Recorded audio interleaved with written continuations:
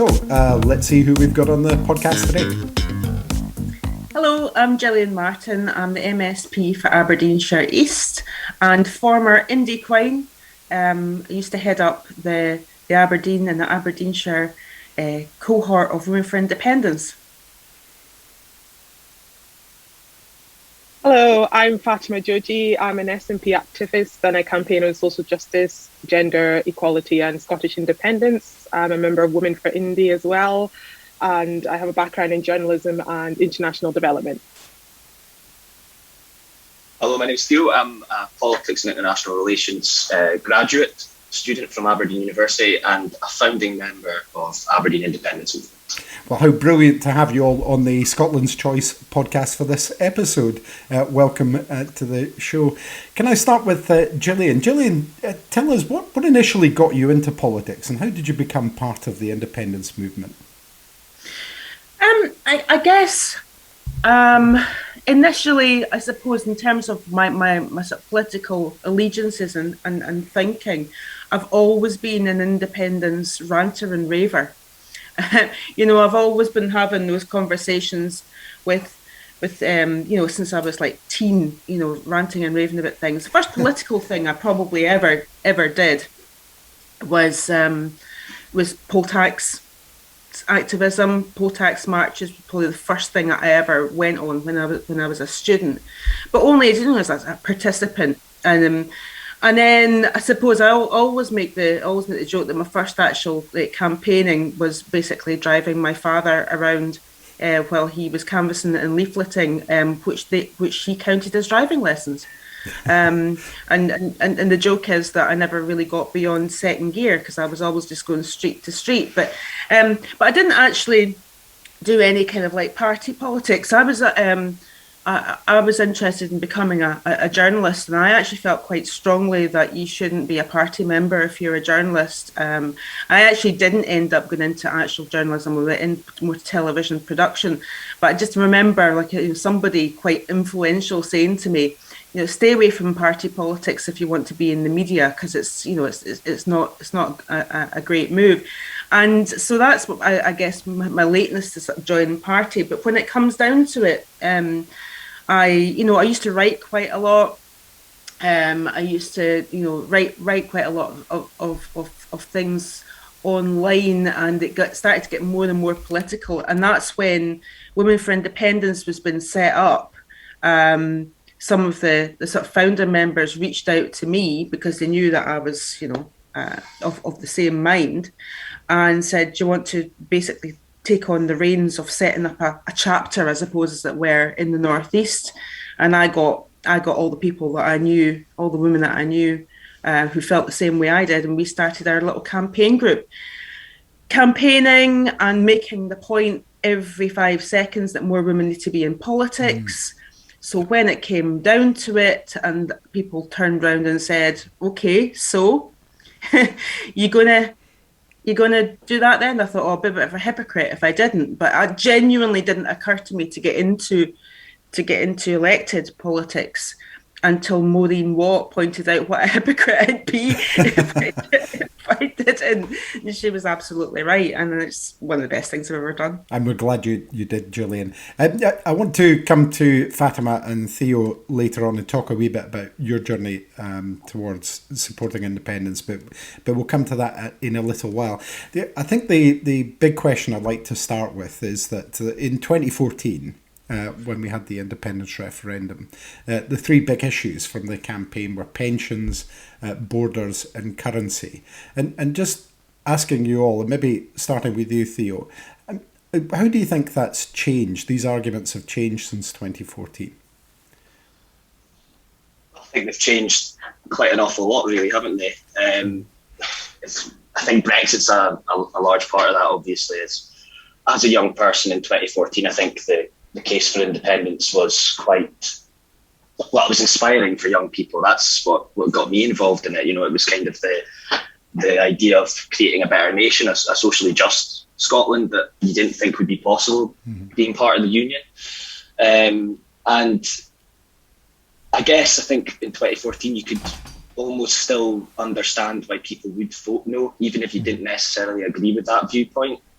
And since then, now the case has kind of been made for us from our opposition, really. So, I mean, if you look, for example, what you were mentioning earlier about pensions being one of the big issues, the UK state pension is not fit for purpose. I think it was just this week you had reports coming out that a total of 134,000 pensioners missed out on their full entitlement owing to errors for the Department for Work and Pensions dating back to 1985. So, the UK state pension is the worst in the developed world, and we have the highest retirement age. So issues like that aren't going away. I think, as I was mentioning as well, the case for independence we kind of haven't really needed to be campaigning for it. You can see every day in the halls of Westminster just the state that the UK's gone since 2014, and essentially all the credible arguments that the Better Together campaign had made in 2014 seem to be kind of being combated by themselves. It's kind of moved from can Scotland afford to be independent to can Scotland afford to be linked to this absolutely union, hasn't it? Fatima, what are your thoughts on that? No, absolutely. I feel that in fact, due to the contemporary state of affairs, as Theo mentioned, we have all these the twin shocks of Brexit and COVID that have just basically highlighted how different our government's approach and different issues. But in terms of the issues that you mentioned, pensions, currency, border, I think, from the decision-making table, it takes a while for us to actually start to feel the impact of decisions.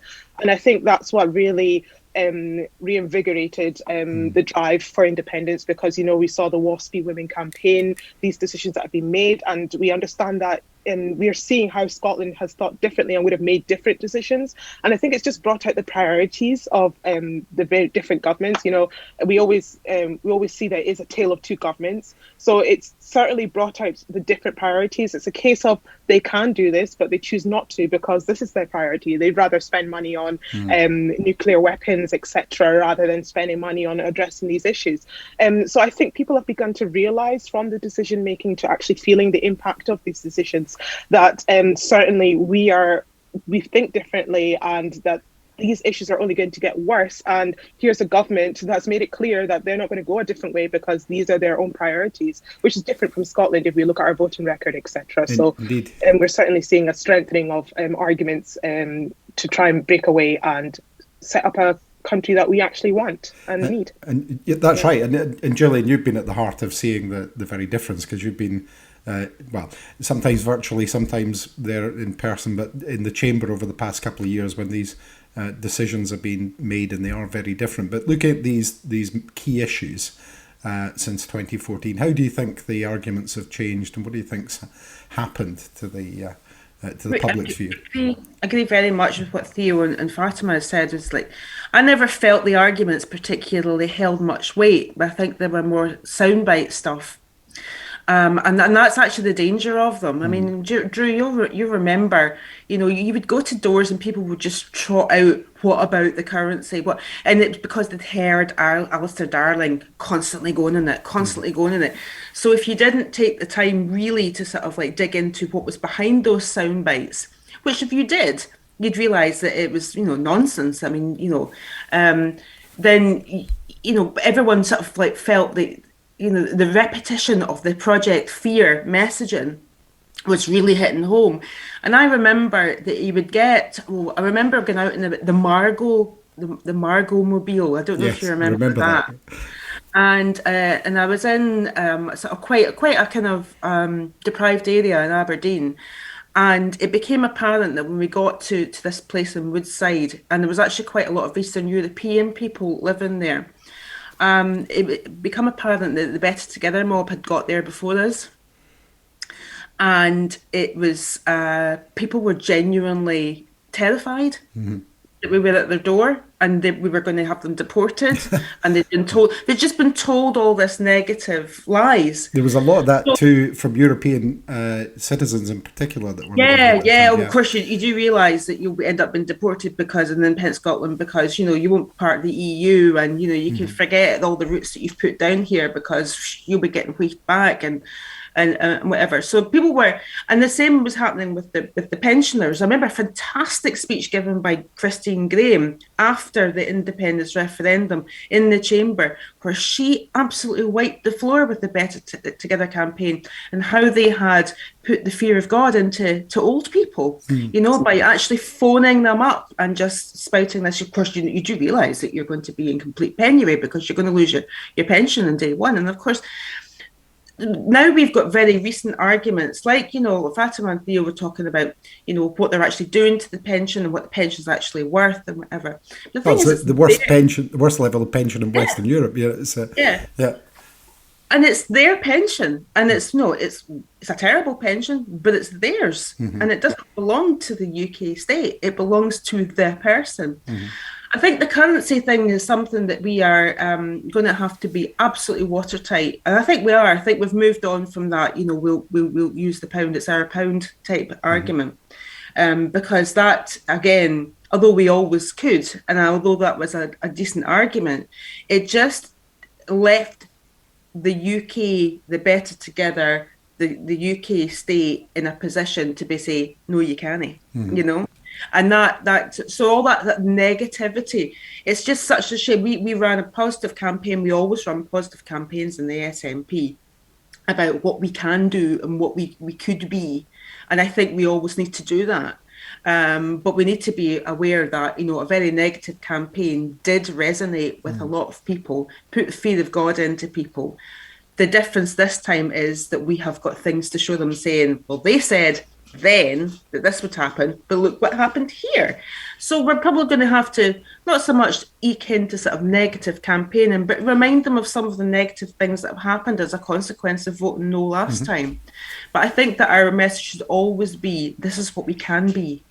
Imagine what we can be.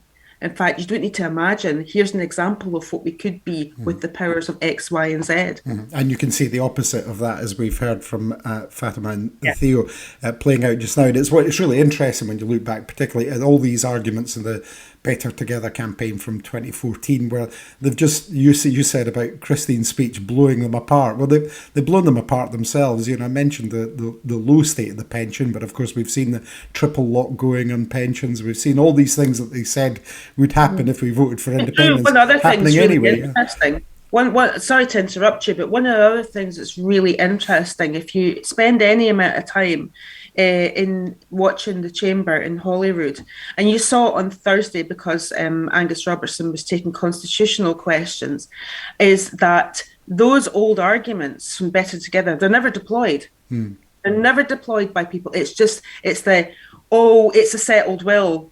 We already had a vote. It's a procedural stuff. We can't have another one. Nobody wants it. And then of course we come back and say we just had an election in which we were elected in a mandate to have an independence referendum. So it's not even in the kind of meat of the can we be independent anymore. They're just throwing procedure at us. Indeed, and that's pretty much all they've got left. Well, let's throw this one open and maybe start with you, Fatima. Given we talked just now about these arguments to EU nationals and other people here, and a lot of the positive argument for independence about how Scotland could project itself, how it would take its place in the world. Given the growth of soft power that the Scottish Government has been engaging in, and we've seen a lot of effort from the Scottish Government, and the declining place of the UK in the world with our global Britain, which really means little Britain, which has pulled things back, where do you all see an independent Scotland fitting into the world stage? I know we've always talked about an independent Scotland having a key role on the global stage, and that is completely true. And it's not just down to the resources, it's down to our outlook, our progressive outlook, the way we think, the way we vote, etc. So I see us taking a really key role in this globe, and not just within the EU. I think we'll have a very strong role within the EU as well, and globally, because if you look at our various policies, we're actually leaders in so many different areas. Gillian's played a key figure herself in period products as well. I want to come back to that in a little while. Yeah. I won't go into it as well, but I think many remember Gillian, how she really pushed forward the drive for period products, and we've seen the ripple effect that's actually had worldwide. We've seen the discussion that's been brought about regarding period products. So just looking at Scotland as we are now, tied to the UK, we're already creating a lot of noise.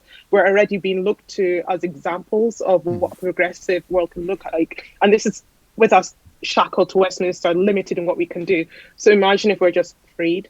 Imagine if we can actually do what we want to do. The opportunities are endless. And I know this sounds like, it might sound like a unicorn dream, but we only need to look at examples that are happening now, just to show how much power we have. Well, that's the very point, isn't it, Fatima? Because this isn't a unicorn dream. You can see real examples of countries doing these things and engaging. So that's the thing to look at. So absolutely, we will have a very key role in this global stage, and it'll be a powerful one as well, I feel. And Theo? Yeah, well, I agree completely with Fatima, but I think looking back when I was 15 when the referendum happened, and I think it was almost just a very natural reaction to the political situation that was happening at the time for me, and that, it just made total sense that Scotland should be independent. I think that comes down to the fact that, the question of how do you think is the best way to sort of make the Scottish economy the best it can be? How's the best way to make political decisions that will have a positive impact on your everyday life? And it's things like that for me that is the type of future that Scotland has as an independent country. It's about putting decisions into our own hands.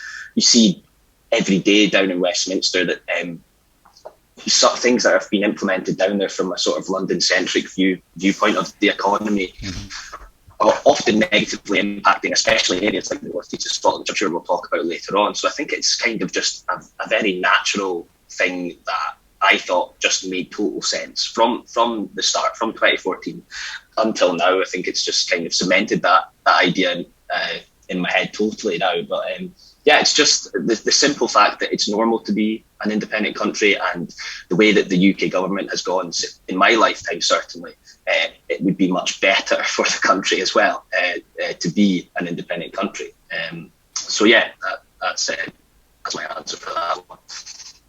And Gillian, what are your thoughts on that kind of soft power approach from Scotland? Yeah, so obviously before the pandemic, I was in a position, we were all in a position to be able to go and do parliamentary stuff in various other countries. I went to the Arctic Circle conference twice when I was convening the Environment Climate Change Committee, and you have quite a lot of bilateral meetings. And of course, with Arctic Circle, it was obviously with the Nordic countries, and even I'm there and I'm representing the committee, but obviously they know which party I'm from, and I've maybe got a Tory with me, and it's a very uncomfortable space to be sitting there as a unionist, because everybody's saying, when are you going to be independent? When are you going to be independent? That's all you get. It's the same when we went with the Education Committee to Finland and Sweden, they're champing at the bit to welcome you in. Mm-hmm. And a lot of that is down to, things like the way what happens in Scotland is reported. But a lot of it is also down to Nicola Sturgeon having the place that she does and the reputation she does on the world stage, particularly in Europe.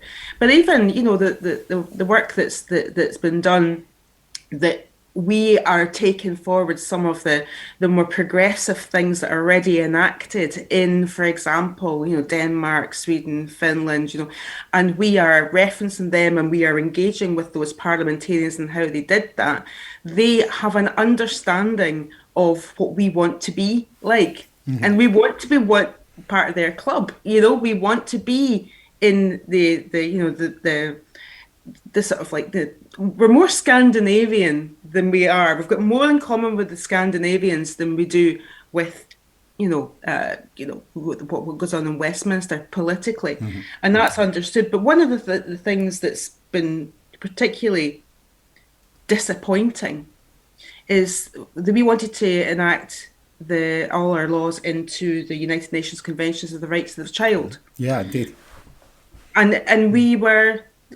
I went through Parliament. I was on the committee that scrutinised it, and everyone voted for it. Every party voted for it, and then Westminster government turns around and says, "You don't have the rights to do this because you're going into reserved matters," and they're taking the Scottish government to court. This is the rights of children enacted in Scots law.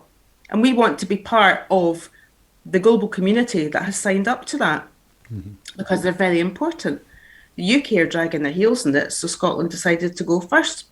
And then we just turned around. And that's an example of us being held back in that global space, but also in that human rights space as well. So these are all sort of things that we can be pointing to as well. And we get accused of using that, of doing it on purpose. Or you went and you tried to enact that into law, knowing full well that we'd turn around and say no. Well, no, we didn't. Well, there was furious backpedaling from the Tories in the Scottish Parliament, wasn't there? Who, having voted unanimously, we didn't know. This has been a nationalist trap. And this was it was an SNP trap or whatever to get them to vote for this, and it was quite comical to watch from the outside, but obviously a deeply serious question. And the rights of the child are something that should be enshrined in law here, and it's bizarre that they've tackled that. I just want to talk about issues in the Northeast, as Theo indicated. That's something we want to get into. Starting with you, Gillian. There are some kind of things that affect people every day. It's unfortunately the case in my constituency, and I know it's the same in yours, where people are hammered with excessive delivery charges due to just where they live. In an independent Scotland, how could the Scottish Government look to tackle this injustice? Well, I guess you have that universal kind of agreement that basically it's the same charge wherever. But I suppose it comes down to the fact of all these sort of consumer powers and laws that lie in the reserved space would then be transferred to a Scottish Parliament. So you could be looking at how all the kind of the consumer protections that people have, and I suppose it's all the kind of the trading, what it would mean to trade in Scotland. You don't want to disadvantage people. You don't want to make it that businesses are don't want to trade in Scotland on the one hand, but at the same time you want to protect your consumers. And some of you've done a great deal of work on the delivery charges. Richard Lockhead has done a power of work as well, and actually reaching out to his constituents and finding out some of the absolutely extortionate rates that we're getting. And I think it just comes into that one of those other things that we would have power over. What we would actually do to stop it, we'd need to think about, and we need to look at very carefully. But it's just not right. I mean, if you live in Orkney or Shetland, it just must be dreadful. Basically, you're effectively saying that your cost of living, and you're dependent on a lot of deliveries, is much higher than the rest of Scotland, much higher than the UK. But also quite a lot of the stuff that you see is actually bonkers. I mean, if I get somebody in Inverurie or Turriff saying that they are remote, people will say to them, but you live in a remote Scotland. I mean, it's so rude, first of all. But also, you live in the Highlands. No, we're not in the Highlands. But even if we were, we're still in the UK.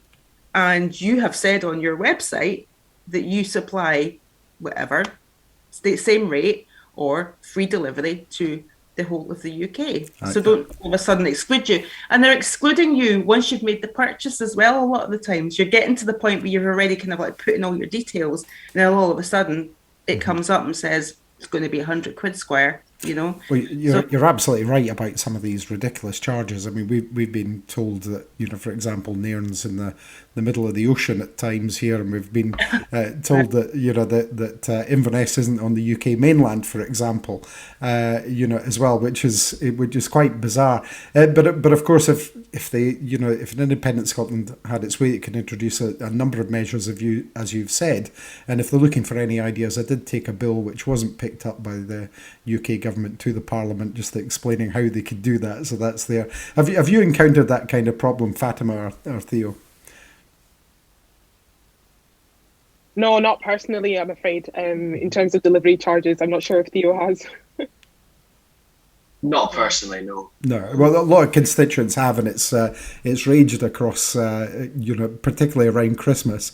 It's raged across many parts of our constituencies here. It's just another example of how the cost of living and how Scotland is disadvantaged by having the UK in charge of what happens here. Because if you look at the transmission charges for supplying electricity, it's effectively stymieing our development of renewables up here. So delivery charge is one thing, and then you're stymieing the development of renewable energy in Scotland by making it more expensive to put electricity generated in Scotland into the national grid, when you're importing energy from elsewhere in continental Europe with no transmission charges. I mean, that is just.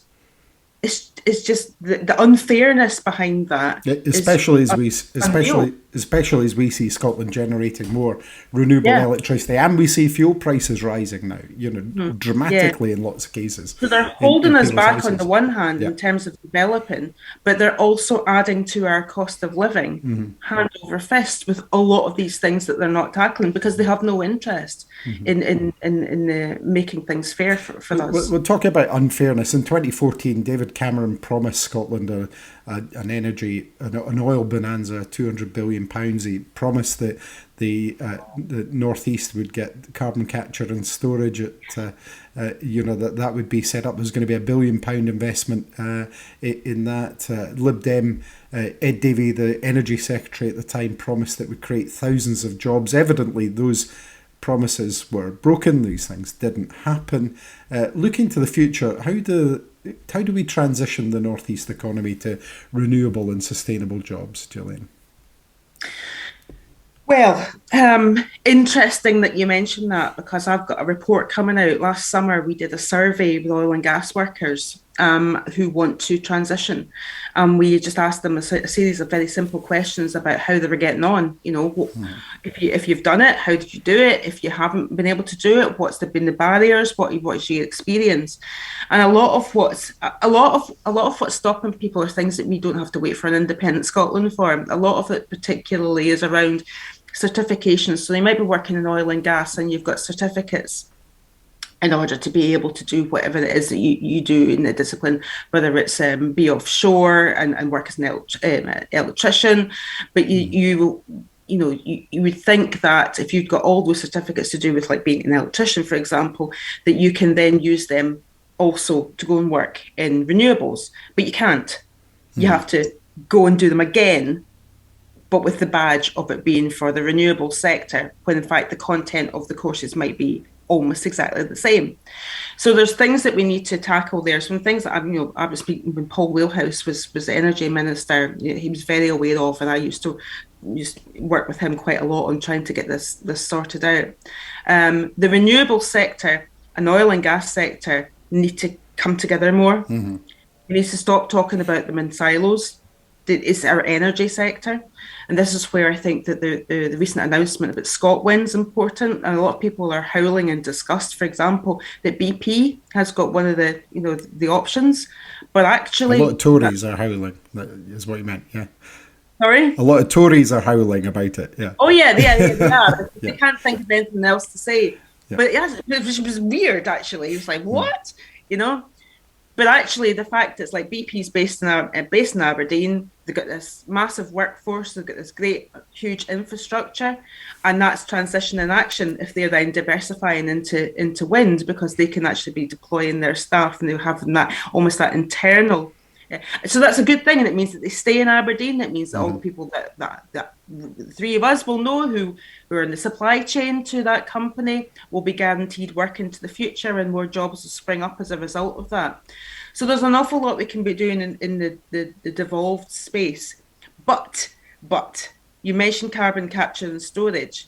So it's basically 3 times now that they've pulled the rug from under us on that.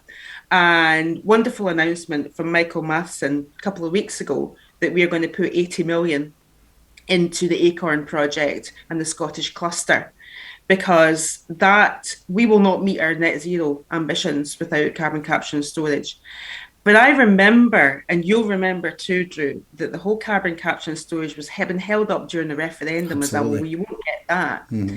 And I seem to remember that been very soon after the vote that George Osborne took the funding from it. It was the 2015. It was the 2015 budget where he pulled the plug on that, and so within 6 Peter. months, he's like, "Oh yeah, money away from that." Puts us way back, and then the same thing happened last year as well, and it's just so we have to step in. But of course, we are having to take money from our budget elsewhere. But I think it's been the right decision. Mm-hmm. We have to plough ahead where we can, mm-hmm. and remind people that they're holding us back, but we're ploughing ahead. Imagine what we could do with all the powers. Imagine mm-hmm. what we could do with borrowing powers, and keep on talking about that. Indeed, Fatima, what are your thoughts?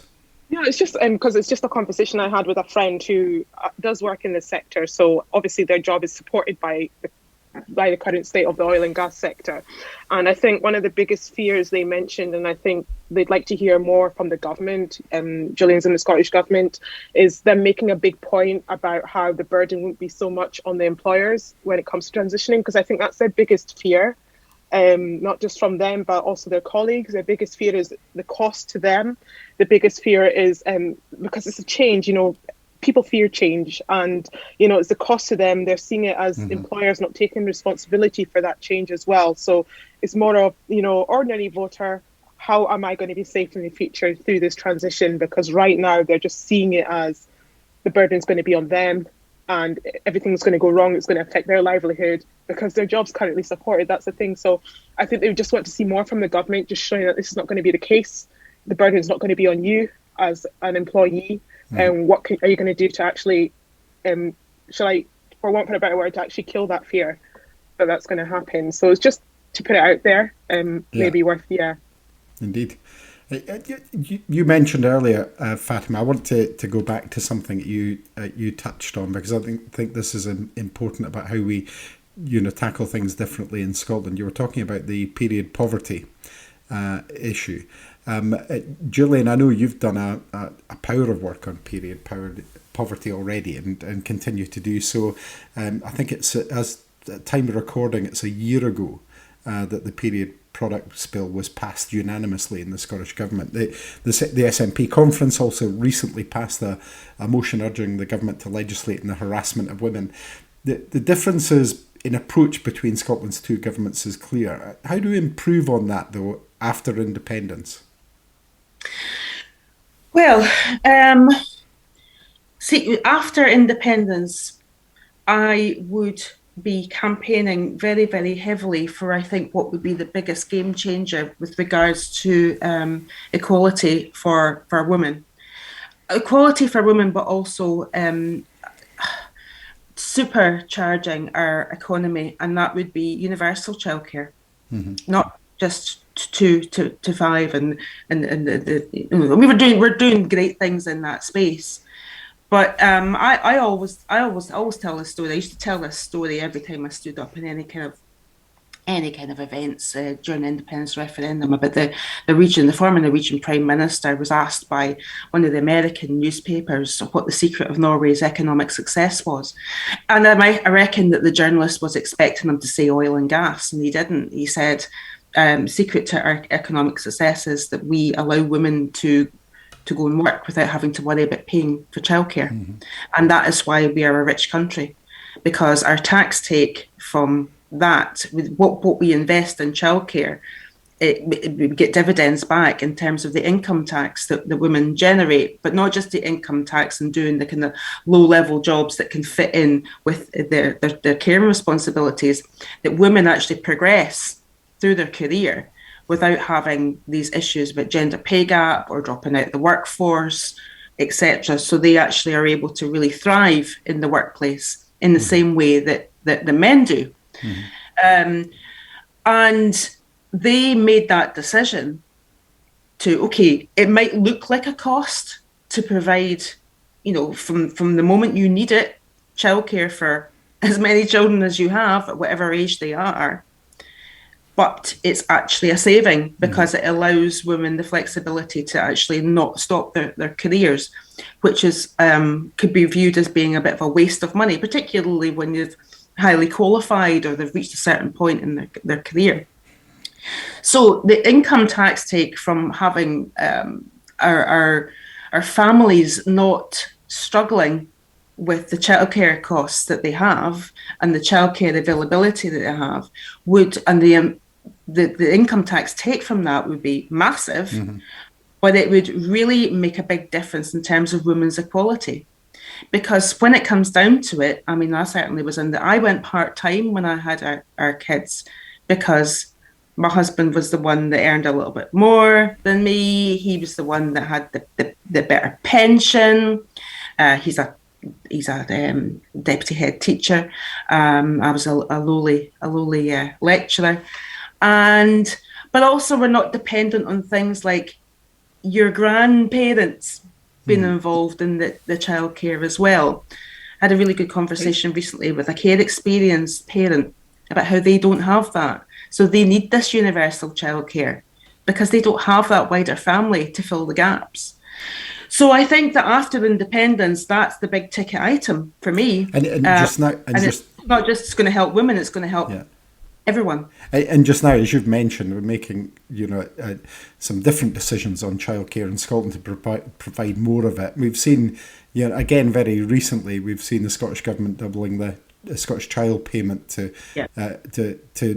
to try and mitigate and help people against some of the things that are happening at Westminster with the government that we didn't vote for at Westminster, where they've been slashing universal credit, taking away the uplift of £20 a week, where we've had the notorious and horrific rape clause as part of universal credit for a while. These things are. These things are not decisions that I believe that the Scottish public would support or make. And like I say, in comparison, where we've had the ability to do so, as you've just pointed out, we've introduced, for example, those different mitigations, but also things like 30 hours free childcare for children ages 2 to 3. Fatima, do you want to say something on this?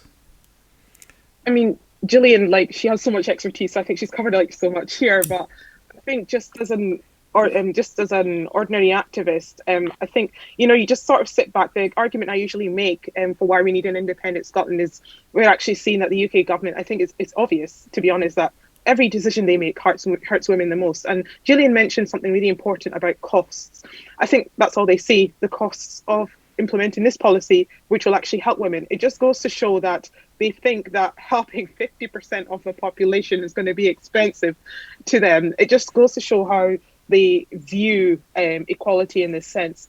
When actually, there are some investments that are worth making because of the returns you get. And we don't even need to look far. We've got examples in Europe, like Finland, Norway. We've got these examples of the investments you make in women that actually create a healthier society in every aspect. It permeates every dimension you can think of, whether that's the economy, whether that's the family life, whether that's the health sector. So I think the UK government don't see women as a good investment. I know it might be a strong argument to make, and some people might be open to challenge this, but if you look at the way they're going with some policies, I think that's what gives me the right to say that. Well, yeah, I think you've brought us. Yeah, I think you've brought us round in a useful circle in terms of we've been talking about issues affecting women there, like period poverty and childcare and so forth. But you brought us back to actually our previous subject, which was really important. And we were talking about the renewable industries and the industries in the northeast. What do you feel, Fatima, that can be done to encourage more female participation in sectors like that going forward? Oh, well, to be honest, if I think of my sister as an example, so my sister is a woman in STEM. She's a black Muslim woman in STEM. She's a scientist.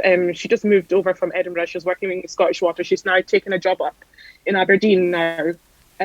So she's a Muslim woman in STEM. And having conversations with her, not seeing herself there, number one, is the reason why she didn't want to take that. She didn't want to go into STEM in the first place. So that's I think we underestimate how important it is to actually see women there, first of all, but then the difficulty is actually getting women in there. It's not as easy as saying, oh, we need to see more women. You know, it's just investigating the barriers. So if I think about the barriers that her superiors faced as well, is a lot of it has to do with the stigma of women's capabilities, of the traditional roles imposed on women. So I think a lot of it has to be about us changing the chat. That's very important. I think stigma and obviously traditional mindsets, I'm not going to pretend they're not easy. They're easy to change, though. In fact, I expect them to take decades to change. But that's what we need to really invest in heavily. If I think about what my sister went through to actually get into STEM, all the barriers she had to break as a woman to get there, and all the stories she hears from her superiors as well. So getting women there is really important. And the other thing is the lack of support. So Gillian has also mentioned, it just goes to show you the knock-on effect different policy areas have on women, because another thing is, once you get women into STEM, okay, what's going to happen? Because they've still got these responsibilities they feel they have to take care of. Then you go into the discussion of childcare. They're ordinary human beings. A lot of them have children. A lot of the women my sister works with have children. Childcare. They're forced to go part-time.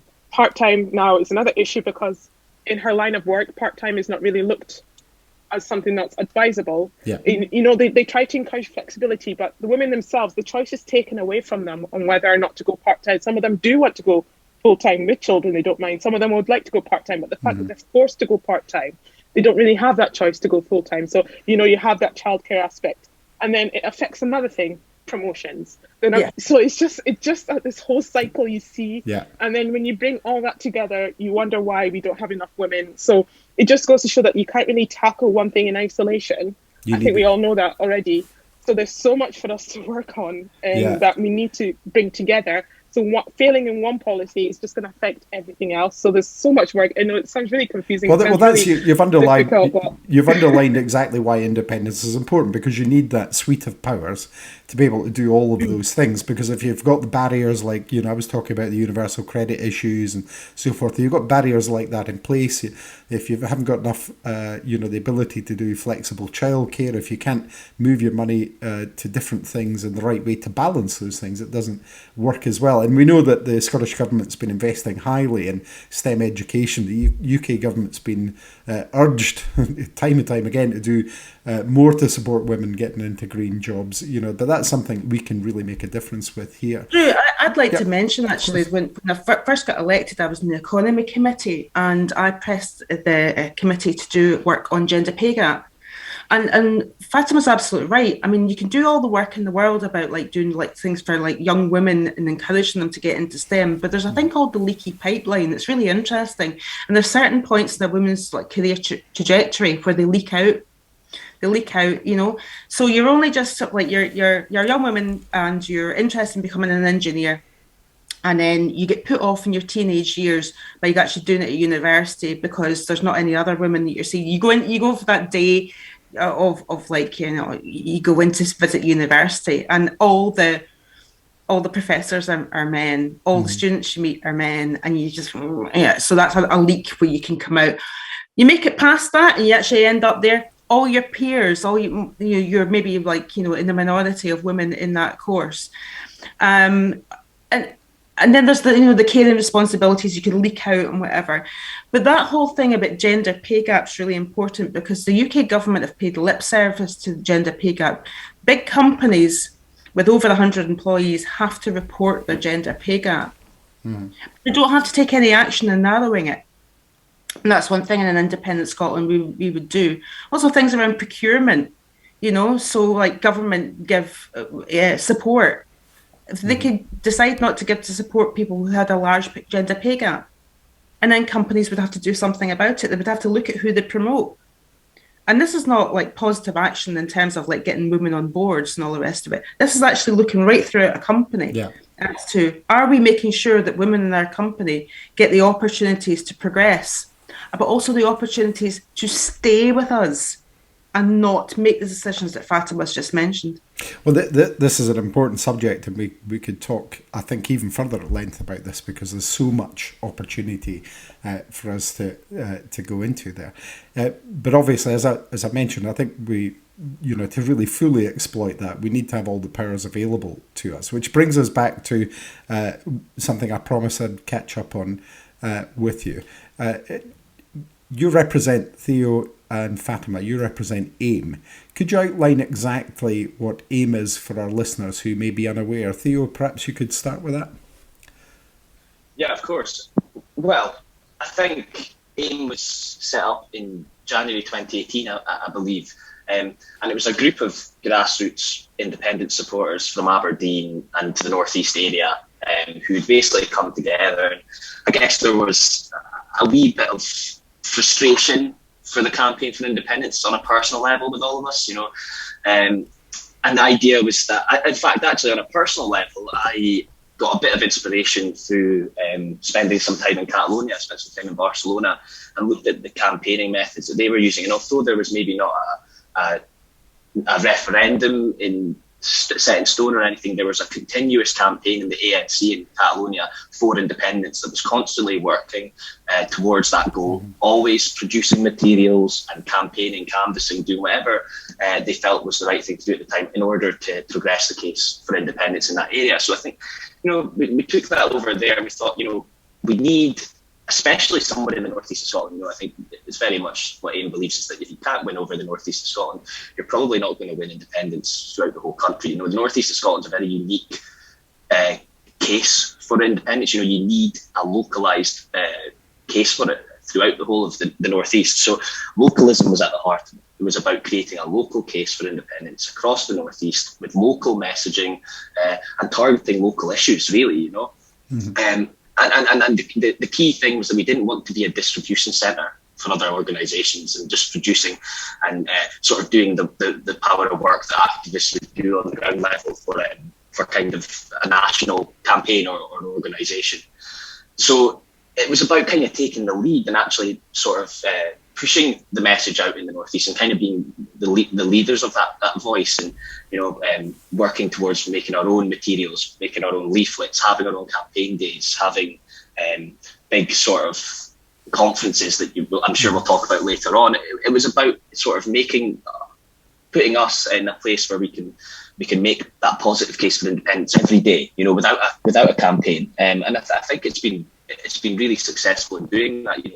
We've got research papers in the pipeline with Business for Scotland that'll be really, really helpful for our messaging. And obviously, I'm sure we'll talk about it later on, but the Progress CS conference as well in the next couple of months as well. Mm-hmm. And Fatima, could you tell us a wee bit about the structure, whether or not it's party affiliated, and maybe about events coming up? I believe you're hosting a big indie event this year. Can you give us a hint of what that will be? This is your big chance to plug it to our listeners. When is it? Yeah. Where can folk buy tickets? All those kinds of things. Yeah, and so in terms of structure, we make a point not to be party affiliated, and we're not in terms of structure. We have people who are from different parties, and we have people who are not a member of any party. We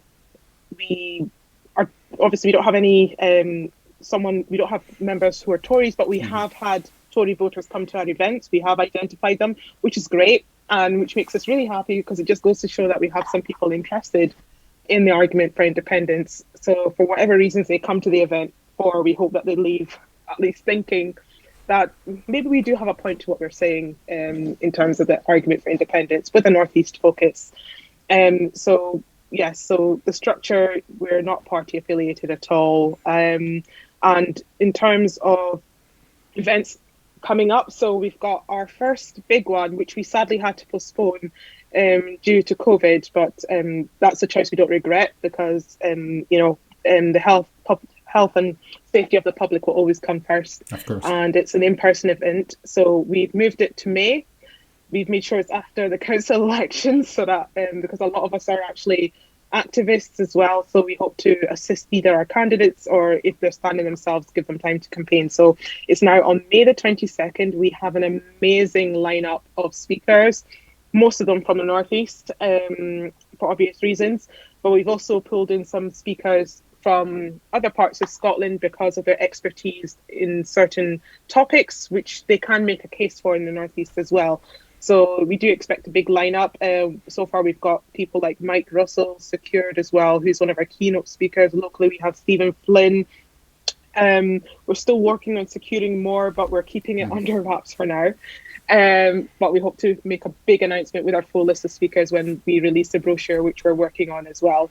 And the event, we're going to have different discussions. So we have panels looking at energy, the energy case for independence, and the multicultural case for independence. So recognising the diversity of Scotland and what we can actually do on the world stage. So that will focus on our global platform. We also have arguments looking at the healthcare service as well and what we can do in an independent Scotland. We're looking at so many different topics. We're also featuring Women for Independence because it's very important to amplify the voices of women in this argument where they're either sidelined or almost reduced to non-entity. So we've got Women for Independence leading on that. We've given them full reins. So they're working on a few panels for us as well, all women focused. And so there is something for everyone. We also have a youth panel. Theo's leading on that. So not only are we exploring different topics, but we're also looking at different demographics because we want to capture as much as Scotland as we can. It's a full day event. There's food included, and we hope that you actually make the most of enjoying Aberdeen as well. We'll give you time to have a look around Aberdeen after the event. So tickets are on sale on our website as well, and also on our social media. We're working with the National to keep pushing out press releases, so you can find it on the National as well. So great. So keep an eye out for that. It sounds really exciting. I'm sure we're all looking forward to it. A few quick questions. We've had a great time chatting today, but I don't want to abuse my keeping you here too long. One of the strengths from the 2014 campaign of the Yes movement was that we had lots of street stalls, canvassing teams, and things like that. There'll be obviously we've just come through the pandemic. Will campaigning be different this time? Will it be a mix of different things? Asking you all, how do you see campaigning for the referendum that's coming up? What do you think that's going to be like? Personally, I think it's very interesting hearing what Fatima's talked about for their programme, because I think that was one of the real strengths of the last campaign, was having lots of groups that focused on demographics. And I think that we maybe need to strengthen that in what we're doing the next time round. Like, for example, we have we need to have like farmers for Yes having a bigger profile. We need to have energy workers or oil and gas workers for speaking to their peers. That was the strength of Women for Independence. I genuinely think that Women for Independence really made a massive difference in terms of getting more women to vote yes in 2014. They had a good 2 years run up to that. So I'd like to see these other sort of niche groups, like young people need to speak to other young people. Middle-aged wifeys like myself need to speak to other middle-aged wifeys. It's really, really important, because I know what motivates my tribe, and I think more of that niche campaigning, rather obviously with a background of a big Yes movement and all the kind of like voter ID, really, really important. But I would like to see more substantial groups start now. Indeed. Fatima. I was just going to say, in terms of campaigning now, in light of COVID, I think we always say it has forced us to actually be more creative. So going forward now, we're making a big point to always go hybrid, because we've realised we're reaching the tech-savvy people, especially that hits a certain demographic. We're not going to pretend it doesn't, like the young people especially, who love to sit behind their screen. We're sorry to parents who are encouraging them to look at their phones more. But we're like, yeah, they're looking at their phones anyway, so let's target them there. So it's forced us to be more hybrid, and that's actually making us more accessible as well. So, pre-pandemic, we were always in-person events. We weren't always accessible, but now a hybrid model is going to make us reach more people nationwide, people up in the islands who have trouble getting to in-person events as well. They won't miss out. We hope in future, when we have in-person events, to also be able to use a platform to make it digitally accessible as well. So we have more attendees, essentially, and a diversity of communications too. So that's what's going to be the aim model going forward. It's not going to be strictly either in person or strictly online now. So yeah, we're going to make use of that. Mm-hmm. We're going to work hard on that and just force ourselves to be more creative that way. Okay, and just finally, we saw in 2014 that the Northeast voted 60% against independence. And we've obviously seen a lot of changes since 2014. Are we seeing people's opinions change? And if people are still being held back, what do you think are the main issues? And do you think the experience with Brexit in the last 5 years and the references we made to what's happening at Westminster, do you think that's changed the way people feel about independence?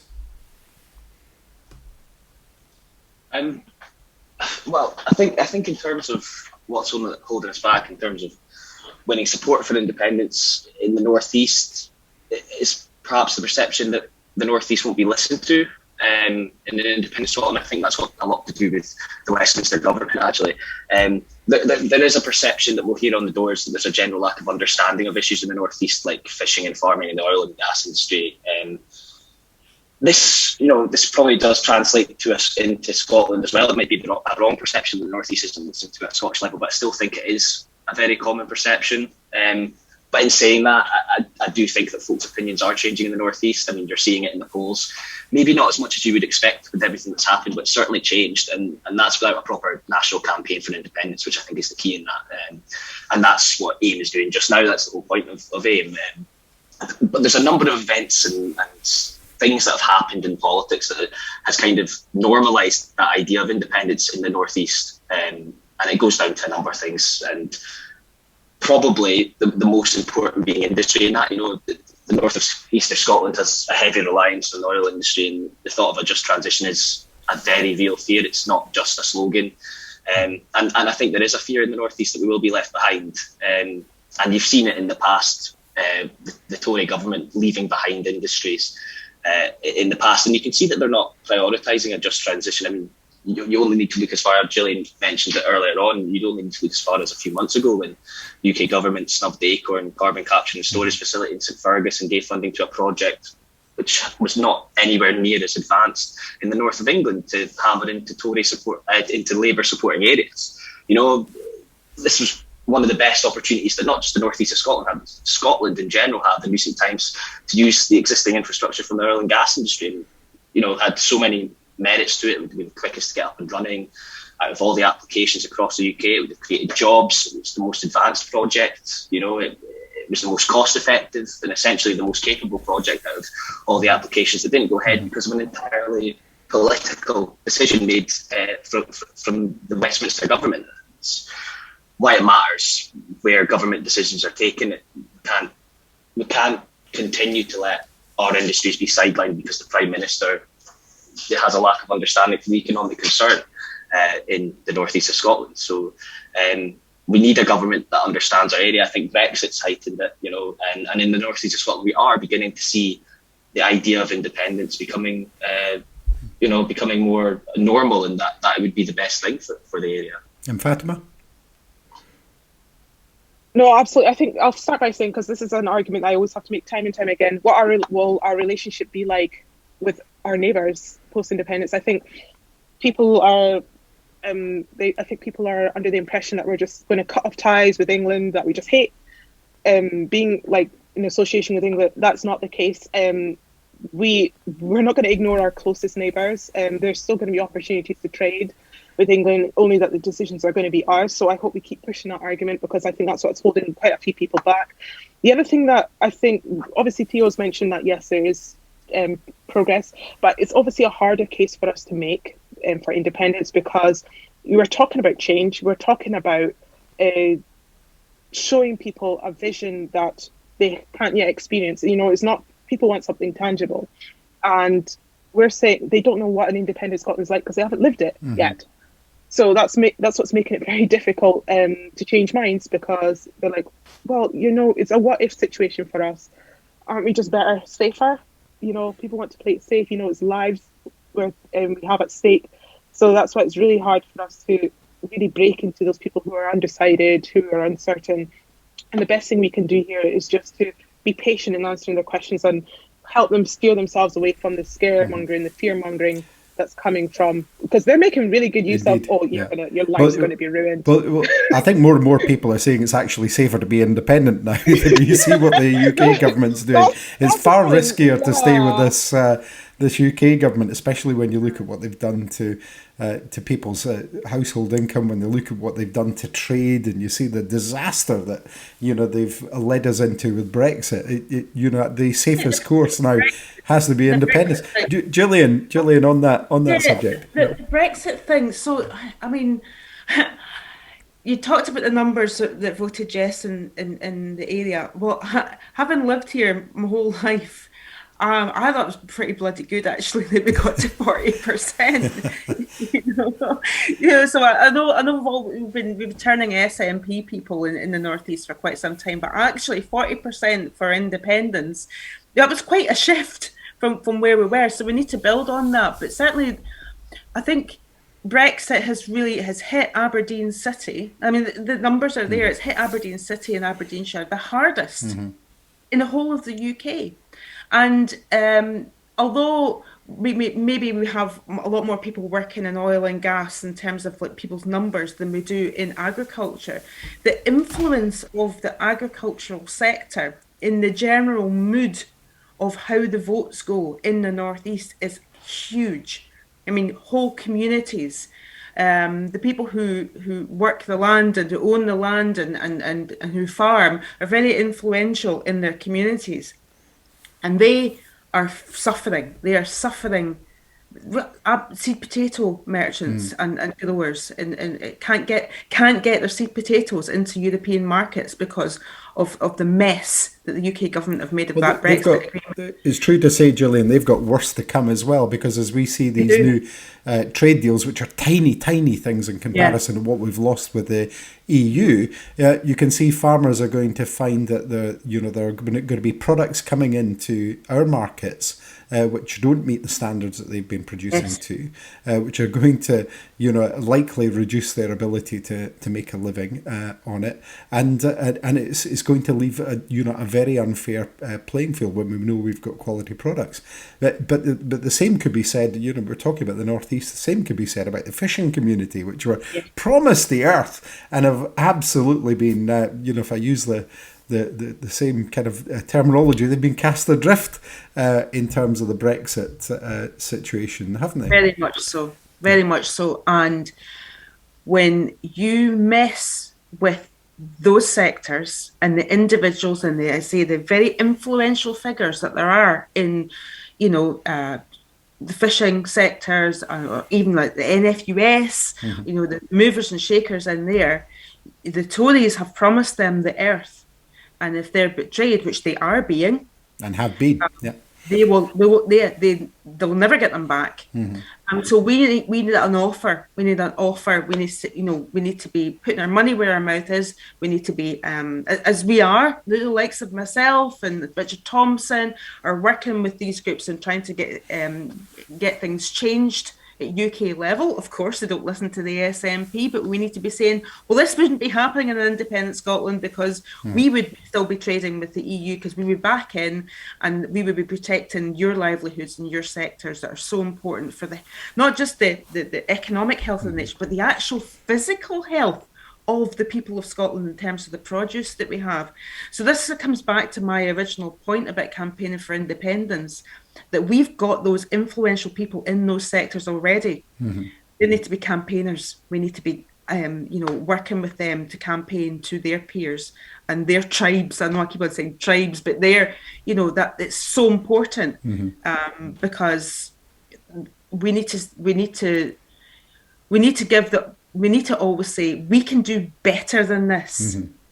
And in 2014, we were quite Cassandra-like in saying, well, we could imagine saying in 2014, imagine Boris Johnson as Prime Minister. Folk would have laughed you out of town. Indeed. And in fact, I think that was something that did actually come up on a TV interview with Nicola Sturgeon and the the leader of the Better Together campaign in Scotland, whose name escapes me for the moment there, but Blair. Blair somebody. Blair. But the point being that he actually poo-pooed that. He said, no, there's no chance that's going to be the case. No chance Boris Johnson could ever be Prime Minister.